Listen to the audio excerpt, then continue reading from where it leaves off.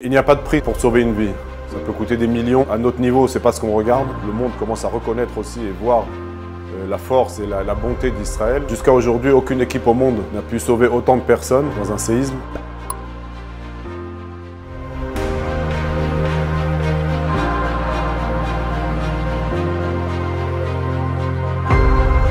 Ça a été une organisation très rapide. En 32 heures, on était déjà sur le terrain à pouvoir commencer à creuser et sauver des vies. Il n'y a pas de prix pour sauver une vie. Ça peut coûter des millions. À notre niveau, c'est pas ce qu'on regarde. On regarde devant nous seulement une vie qu'on pourra sauver, que ce soit une vie, 2 vies, 3 vies.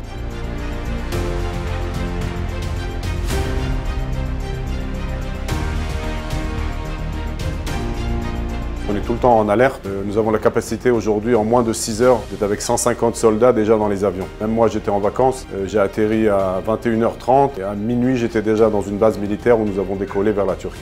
Jusqu'à aujourd'hui, aucune équipe au monde n'a pu sauver autant de personnes dans un séisme. Nous sommes arrivés à 19 personnes vivantes. C'est un résultat qui était inimaginable.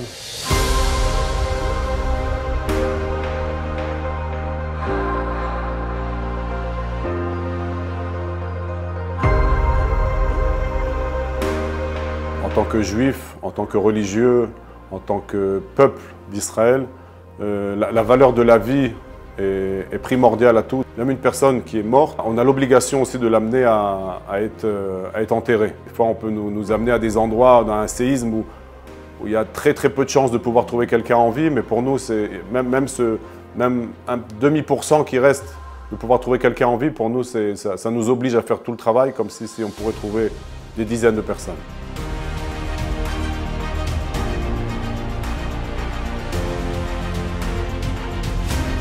Les risques, il y en a tout le temps. Un de mes groupes sont rentrés dans une sorte de tunnel qui était entre un plafond et un sol pour pouvoir sauver un enfant de 9 ans. Ils étaient 4 dedans, un attrapait les pieds de l'autre et tout d'un coup ça a rebougé encore, il y a eu encore une fois un petit tremblement de terre. L'équipe qui était dedans a senti que ça commençait à bouger, ils se sont tous tirés l'un à l'autre, un attrapait les pieds de l'autre et on les a tous tirés en une fois. Et peut-être 2 minutes après, l'endroit où ils étaient, il s'est aplati, carrément aplati. D'ailleurs, une partie du matériel est restée là-bas, on n'a pas pu le récupérer. On a dû passer par un autre endroit, on est passé par une machine à laver qu'on a dû couper. Et c'est par là-bas qu'on a réussi à sauver cet enfant. Ça nous a pris presque 15 heures de plus, mais au moins on a réussi à sauver encore une fois une vie.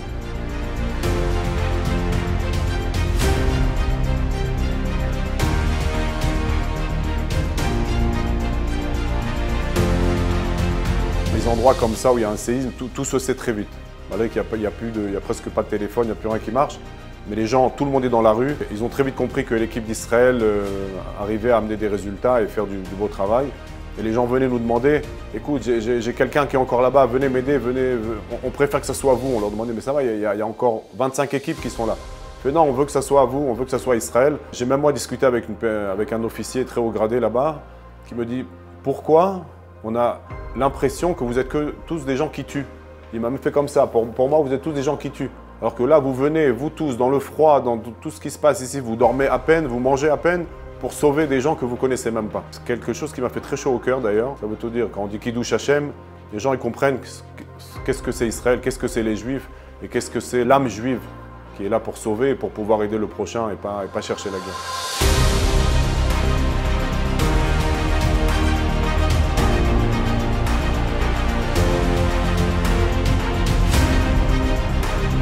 Notre unité intervient en Israël et dans le monde entier.